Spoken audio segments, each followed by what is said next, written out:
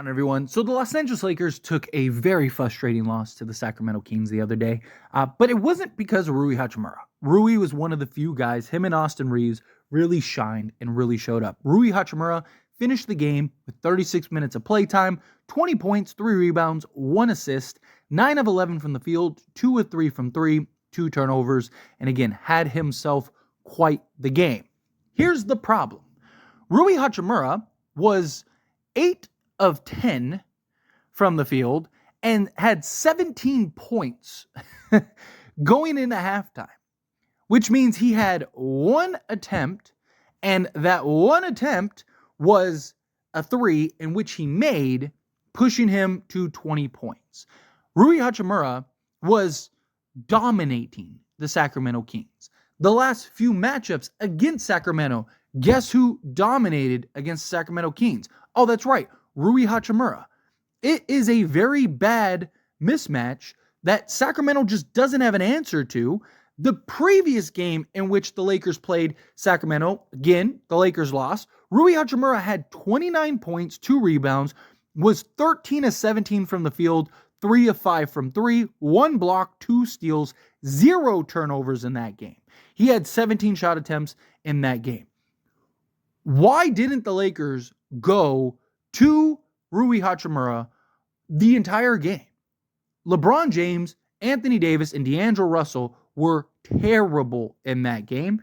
And the Lakers thought, hey, let's just give the ball to everybody else but Rui, who was your best player that night.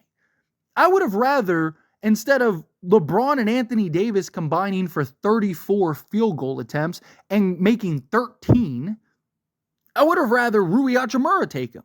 D'Lo, he only took 9 attempts, so not much you could say about him in 33 minutes. It's not like he just shot a bunch of shots and didn't hit nothing, but feed the beast. You have a guy that is an absolute mismatch for the other team, and you just do everything but the smart and right thing to do. Now, this is on everybody. This is on the players. This is on the coach, right? Darvin Ham recognizing and establishing, hey, we need to get Rui the basketball. It's on D'Angelo Russell. It's on LeBron James, Anthony Davis, Austin Reeves, Spencer Dinwiddie, all the guys that are handling the basketball. It's their responsibility to get Rui the basketball. And yet, the Lakers failed to do that. Here's the thing. So, D'Angelo Russell, who, again, it's partly his fault, but he was asked why the Lakers didn't involve Rui more in the second half. A frustrated D'Lo said he'd rather not go there with it.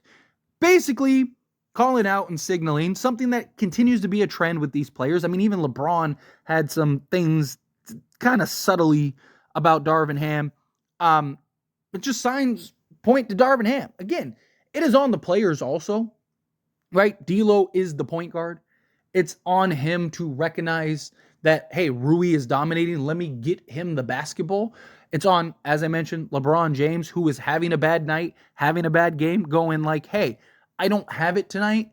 Let me go give it to the guy that does try to win this game instead of like, hey, let me just jack up a bunch of shots, right? Let me just take 8 threes and I can't make any, right? Instead of giving Rui Hachimura the basketball. But this is a Darvin Ham thing also. And in my opinion, more so, because you're the head coach. It is your job to recognize the mismatches and put your players in the best position possible. Something I have harped on all season long, and including last season, even in times where I had defended Darvin Ham early on. One of the big things that I had expressed just religiously at this point was Darvin Ham's lack of utilizing players. Darvin Ham's inability to put players in the best position possible.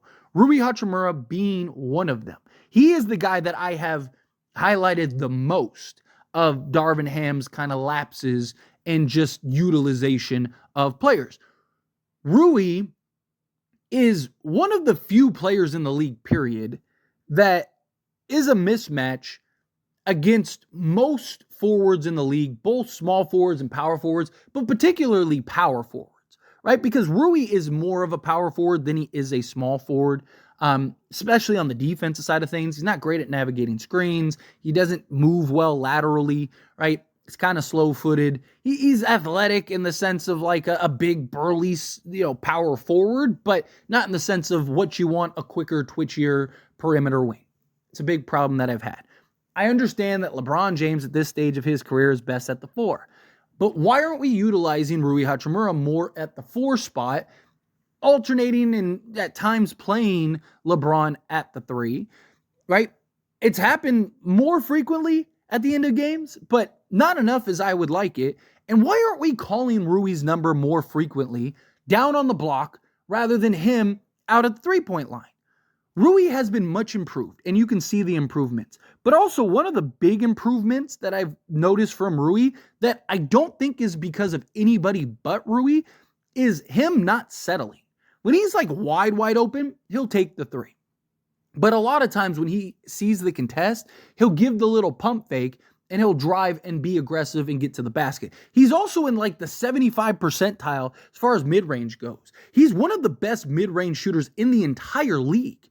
I mean, like elite level mid-range shooter. Not just like, oh, he can occasionally hit it. No, I mean, he is like A1 in that regard. So why aren't we putting Rui Hachimura in more of those situations and putting him in mismatches to allow him to utilize? I truly believe Rui Hachimura could be a 20-point-a-game guy. Like, easily. Right? With his efficiency. And for those that go, nah, I don't see it, no way. Here, let me explain. Let me just give you the basic stats. Rui Hachimura is averaging 13 points this season, 12.7 if you want to be exact, 3.7 rebounds. I know a lot of people get on Rui about the rebounding, but when he's at the 4, guess what? He's 5 to 6 rebounds a game. When he's playing the power forward spot. When he's playing the 3, he's like 3 to 4. So there's a big thing, but that's neither here nor there. 1.1 assist, 1 steal, half a block. The reason I believe Rui Hachimura could be a 20-point-a-game scorer is he needs 7 more points to get there, correct? Okay, he is averaging 25 minutes per game. He is taking 9.5 attempts per game, so let's round it up to 10. So he's shooting over 50%, 52.4% from 3-point range. He is shooting almost 42% from 3-point range. He's shooting 52.4% from 2-point range. Correction there. 42% from 3-point range on 3.3 attempts, right? That means Rui Hachimura, if you gave him 4 more attempts, so basically if he was just getting 13 to 14 field goal attempts per game, maybe even closer to 13, he would be a 20-point-a-game guy based on his efficiency, right? He's shooting 50%. You need 7 more points. If you give him, say, 4, let's call it 5 more attempts, so 15 attempts per game, which there are that. The Lakers could very well do that if they actually put him in position to do that. 5 more attempts, figure he'll make 3 of those attempts, right? That would be 6 points. One of them would probably be a 3 based on the percentage in which he's shooting. He's a 20-point-a-game guy as like your 4th or 5th option.